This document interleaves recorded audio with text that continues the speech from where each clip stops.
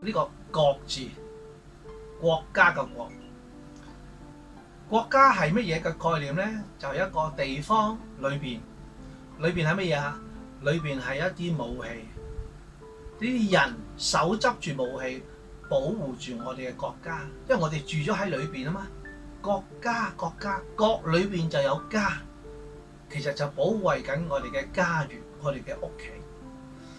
上一次講到，我哋要做義務嘅工作，貢獻呢個社會。我哋就要貢獻我嘅力量嚟到保護呢個社會。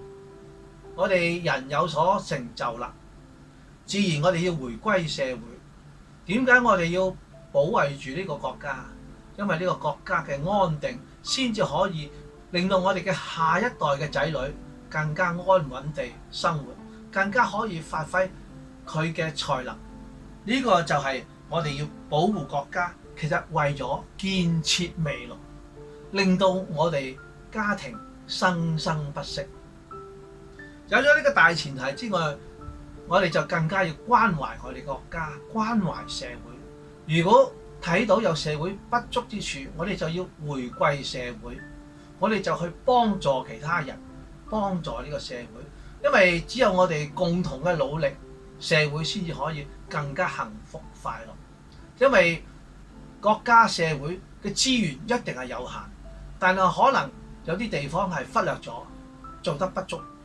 但係人呢嘅義務工作，回歸社會就正正可以補呢啲不足。另外一個情況呢，就係話我哋可以訓練自己嘅慈悲心態，訓練自己義務工作嘅能力。所以有好多人參加義工，佢就覺得好開心。點解？可以去到一啲地方佢去唔到嘅，可以做到一啲事佢工作上做唔到嘅。呢啲都係喺回歸社會當中無意當中得到嘅好嘅結果。咁所以我哋咧要自細同我哋嘅仔女去培養佢做義工。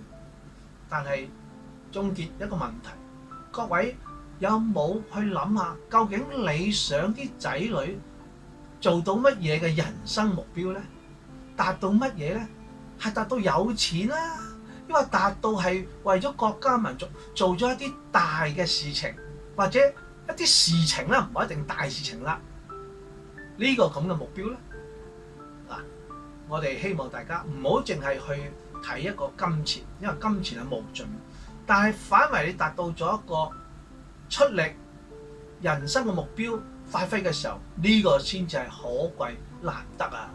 希望大家為社會國家貢獻良多，多謝各位。